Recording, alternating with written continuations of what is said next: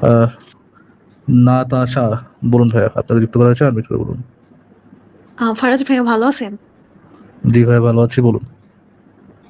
আচ্ছা ফারাজ ভাই, আমার একটা কথা হচ্ছে, রোজার মাসে তো শয়তান বন্দি থাকে, কোনো শয়তানি কাজ করতে পারবে না। তাহলে পরে এই যে রোজার মাসে রেপ হয়, বলাৎকার হয়, এটা আসলে আপনি কি উত্তর দিবেন? কারণ আমরা তো জানি যে এগুলো হচ্ছে বুজরুকি, কিন্তু আপনাদের এই প্রোগ্রামের মাধ্যমে আমার প্রশ্ন হচ্ছে সকল মুমিনদের কাছে, যে রোজার মাসে তো শয়তান বন্দি থাকে, তাহলে পরে এই যে যে রেপ হয়, বলাৎকার হয়, এগুলো রোজার মাসে কেন হয়? আমরা তো এই যে কয়দিন আগে দেখতে পারলাম যে সীতাকুণ্ডের ঘটনা যেটা, সেটা তো আপনারা সবাই দেখতে পারছেন। তো এই ঘটনা কেন শয়তান বন্দি থাকার পর ওই রোজার মাসেই হইল, আগে পরে কেন হইল না?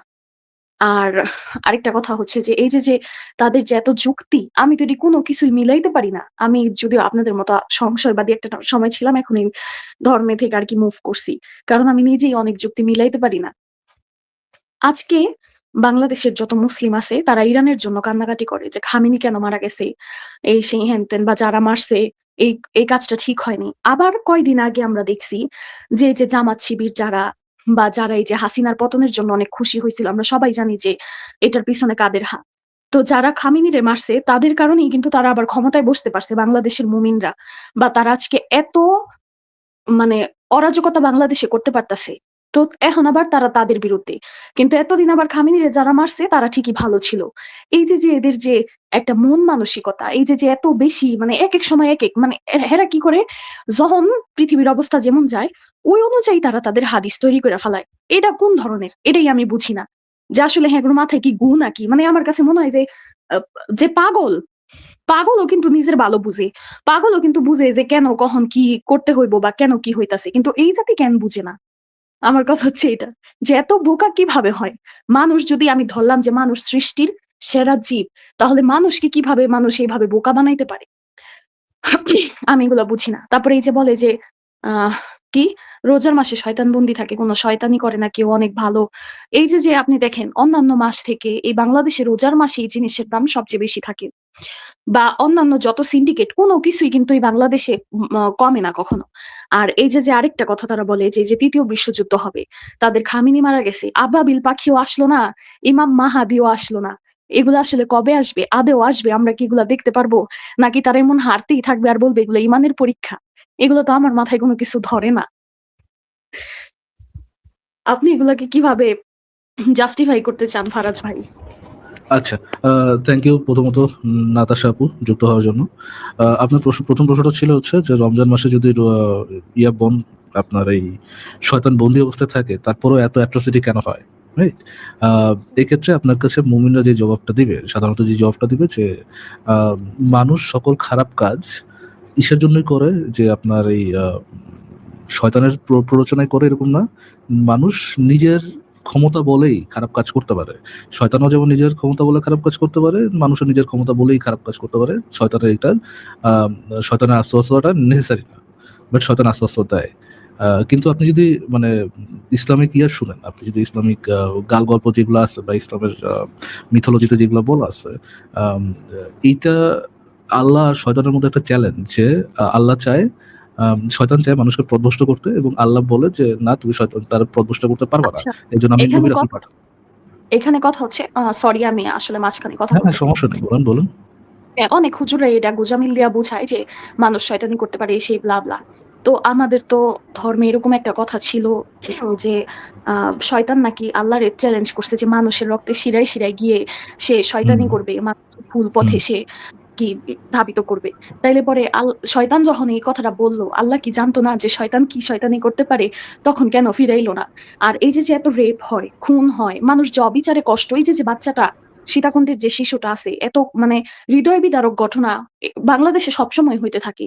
এই রেপিস্টদের আল্লাহ কেন থামায় না? কেন থামায় না? এটার উত্তর কি দিবে? তারা এটা কি বলবে? এই যে আ আজকে আমি কোথাও শান্তিতে যাইতে পারি না। আ একটু আবার আমার উপরে যদি কালকে এরকম কিছু হয়, আম আম স্বাভাবিক আমি বাংলাদেশে থাকি। আমার উপরে হইতেই পারে একটা কিছু।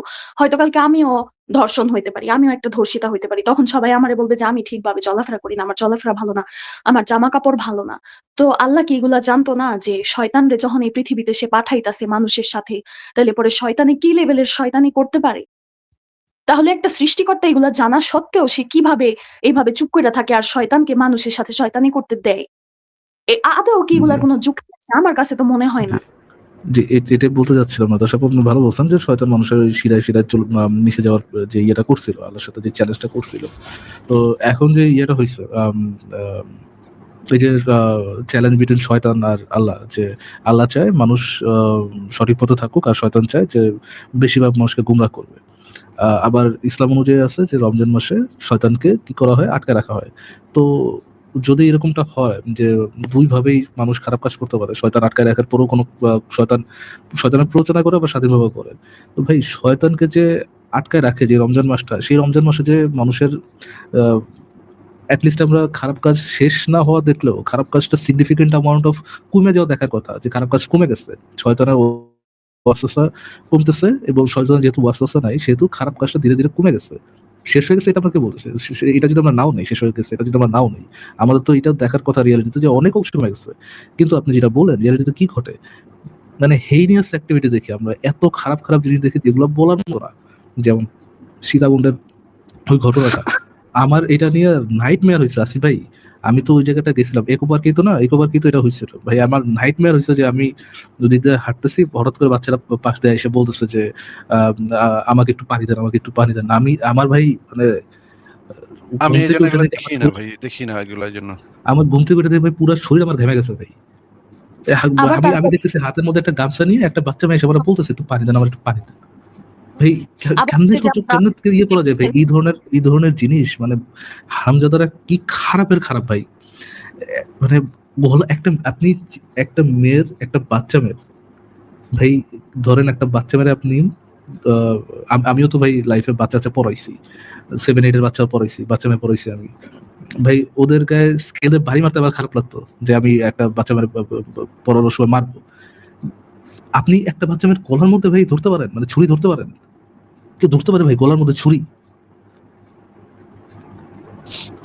আর আরেকটা জিনিস সেটা হচ্ছে কয়দিন আগে যে এপিস্টেন ফাইল যেটা আমরা দেখতে পারছি আচ্ছা যে আপু নাতাশা আপু আমরা একটু এই টপিকটা একটু শেষ করি। তো বিষয়টা হচ্ছে যে আমাদের এটা দেখার কথা ছিল যে এই অ্যাট্রোসিটি গুলা কমে যাবে অনেক।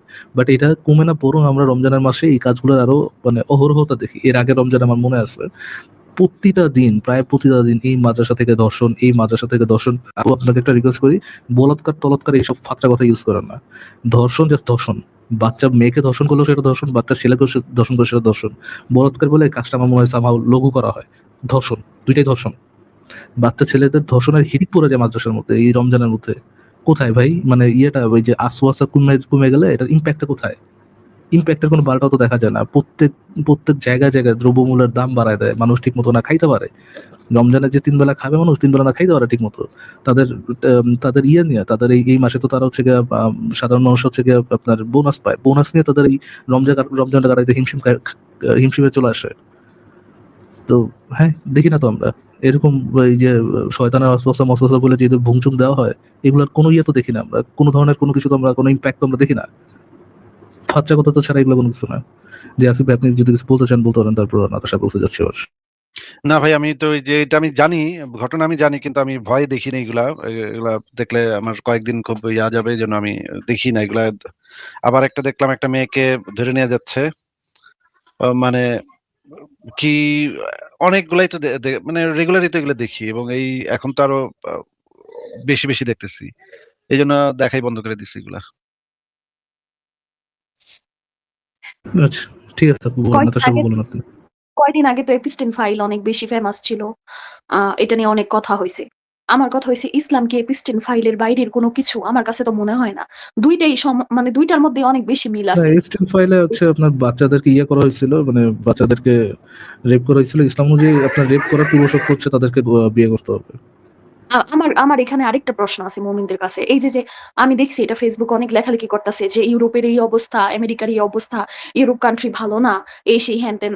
ইসলামে যে বলা হয়েছে ৯ বছরের একটা শিশু বাচ্চা মেয়ের যে বিয়ে জায়েজ করা হইছে, তখন কি একটা বাচ্চা মেয়ের কষ্ট হয় না? মানে তখন কি কষ্ট হবে না? বা এই যে নবী যে ৯ বছরের যে ইয়েরে বিয়ে করছে। তো ওই ৯ বছরে তো একটা বাচ্চা শিশু তার পিরিয়ডটা পর্যন্ত একটা মেয়ের ৯ বছরে শুরু হয় না।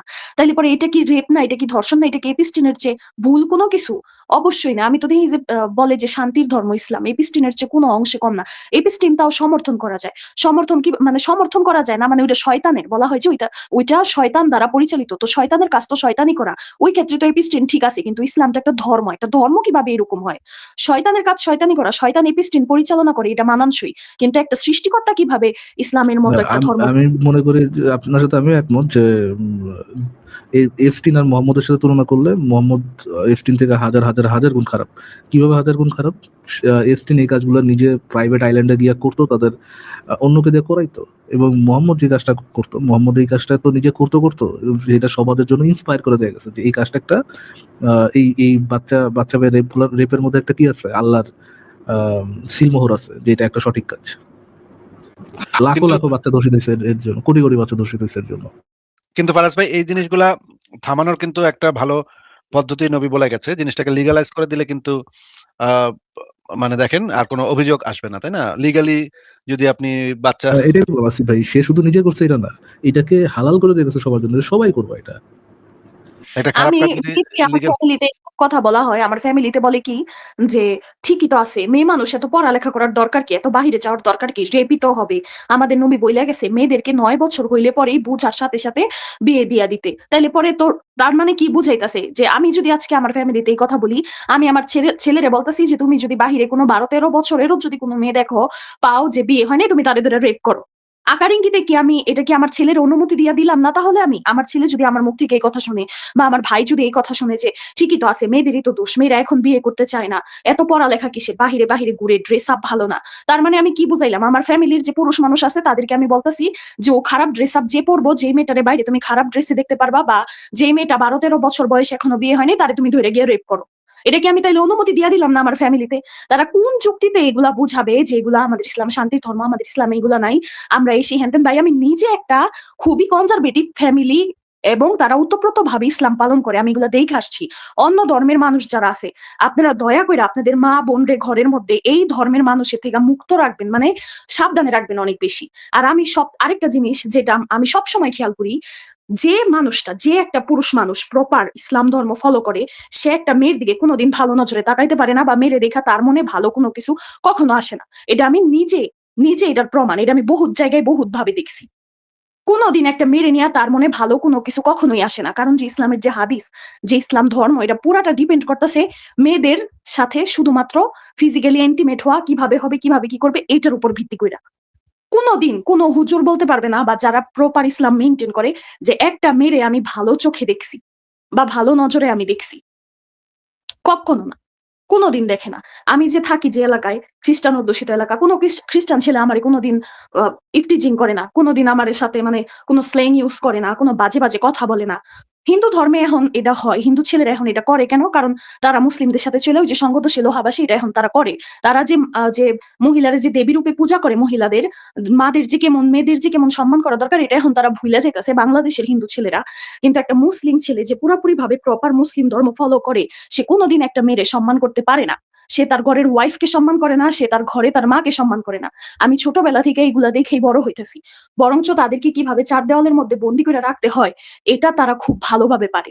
আমি আপনাদের অনুষ্ঠানের মাধ্যমে মেয়েদেরকে বলতে চাই যে তোমরা এই যে দিনের পর দিন আমি যখন এই ধর্ম থেকে বের হয়ে আসছি, তখন আমার কাছে ভাই মনে হয়েছে যে আমি মনে হয় অনেক পাপ করতেছি। হাই হাই, আমি যদি কালকে মারা যাই তাহলে আমার কি হবে? কারণ কি জানেন, একটা ফ্যামিলি থেকে, একটা ইসলাম ধর্মের ফ্যামিলি, মুসলিম ফ্যামিলি থেকে মৃত্যুর পরে তোমার কি হবে সেটা মাথার মধ্যে এমন ভাবে ঢুকায় দেয় যে আপনি অল টাইম ধর্ম ছাড়ার পরেও ২-৩-৪ বছর, ২-৩-৪ মাস আপনি ট্রমাটাইজড থাকবেন যে আমি যদি আজকে মারা যাই, আমি জানি না আপনাদের সাথে এটা হয়েছে কিনা, আমার সাথে হয়েছে, যে তাহলে কি হবে, আই হাই রে সত্যিই কি আমি কোনো ভুল করতেছি কিনা। কিন্তু এখন আমার মনে আর এই ভয় নাই। আমার কাছে এখন মনে হয় যে একটা সৃষ্টিকর্তা স্পেসিফিক কোন একটা ধর্মের কোন একটা নিয়মের প্রচারণা করতে পারে না। একটা সৃষ্টিকর্তার কথা এরকম হইতে হবে যে ভালো কাজ করো তোমরা, ভালো কাজ করলেই আমারে পাবা। তারে পাওয়ার জন্য ৩ বেলা পূজা, ৩ বেলা নামাজ, ৫ ওয়াক্ত নামাজ, কিংবা গির্জায় গিয়া সারাদিন আমি উপরে পইড়া থাকুম, তারপরে আমি একটা খারাপ কাজ করবো, আমি চুরি করবো, আমি একটা মেয়েরে ধরে রেপ করবো, আবার আমি মসজিদে গিয়া নামাজ পড়বো, তাইলে সৃষ্টিকর্তারে পাওয়া যাবো? আমার কাছে মনে হয় না কোনোদিন এইভাবে কোনো ধর্ম হইতে আসিলেও কোনো আল্লাহ আছে বা কোনো ভগবান আছে, এইভাবে থাকতে পারে না। কোনো ধর্ম এটা হইতে পারে না, কোনোদিন না। হয়তো অনেকে এখন এরকম চিন্তা করতেছে যে অনেকেই আছে আমাদের মধ্যে এরকম, আমি আশেপাশে এরকম অনেক দেখি যে আমার মনে যে ইসলাম নিয়ে প্রশ্ন তৈরি হইতেছে। অন্য ধর্মেরটা আমি বলবো না, কারণ আমি সেটাও তো জানি না, আমি আমারটাই বলবো। যে আমার মনে যে এই যে ইসলাম ধর্ম নিয়ে যে প্রশ্ন আসতেছে, হয়তো আমি পাপ করতেছি, এটা আমার মধ্যেও হয়েছে যে এই যে প্রশ্ন আসতেছে, এই প্রশ্ন আসাই তো ঠিক না। কারণ কি, আমাদের ফ্যামিলি থেকে এইভাবে শিখাই দেওয়া হয়। কিন্তু না, প্রশ্ন আসতেছে, তুমি প্রশ্ন করো, তোমার উত্তর তুমি নিজে পাবা। যখন তুমি পাবা তখন তুমি বুঝবা যে তুমি আসলে কি জিনিস থেকে, কত বড় পাপ থেকে, আমি বলবো যে কত বড় পাপ থেকে তুমি বের হয়ে আসছো। সবার এমন হওয়া উচিত। কিন্তু আমাদের প্রত্যেকটা ফ্যামিলি থেকে এমন ভাবে আমাদেরকে মানে করা হয় যে আমরা চিন্তা করি, আমি যখন প্রথম আমার মনে সংশয় জাগছে, যখন আমি বুঝতেও পারছি যে না, এটা হইতে পারে না, এটা কোনো ধর্ম না, তখন আমার মনে হয়েছে হায় হায়, আমি যদি আজকে রাত্রে মারা যাই তাহলে আমার কি হবে? তাহলে তো মৃত্যুর পরে মনে হয় আমি অনেক কষ্ট পাবো, হয়তো আমি আসলে ভুল, এরকম মনে হয়।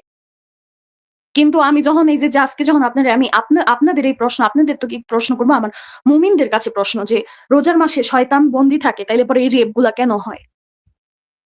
কেন হয়? আচ্ছা, এই যে ৫ ওয়াক্ত নামাজ আমাদের পড়তে হবে। আমরা তো তাহলে তো সৃষ্টিকর্তাও স্বার্থপর, যে আমারে তুমি না ডাকলে তুমি আমারে পাবা না। তাইলে তো যে আমাদের সৃষ্টি করলো এত মহান, সেও তো সেলফিশ। ঠিক আছে। আপনার কি বক্তব্য শেষ হয়েছে? জি, জি ভাইয়া। তাহলে আপনাকে আজকে আমরা বিদায় জানাই। সাবধানে জি, থাকেন নাতাশা আপু। আই গেস আপনি একটু আনসেফ অবস্থায় আছেন, একটু সাবধানে থাকার চেষ্টা করেন। আমাদের তো হাতে কিছু করার নেই, বাট নিজের খেয়াল রাখেন, আর হচ্ছে স্মার্ট ডিসিশন নেন। যেই আবেগে পরে ডিসিশন নেওয়ার দরকার নেই। যা বুঝছেন, বাট হচ্ছে এখন নিজের লাইফ মনে করে ডিসিশন গুলো স্মার্ট নিন আর কি। জি, জি ভাইয়া। ওকে। ঠিক আছে, আপনাকে বিদায় দিই তাহলে। পরের জনকে যুক্ত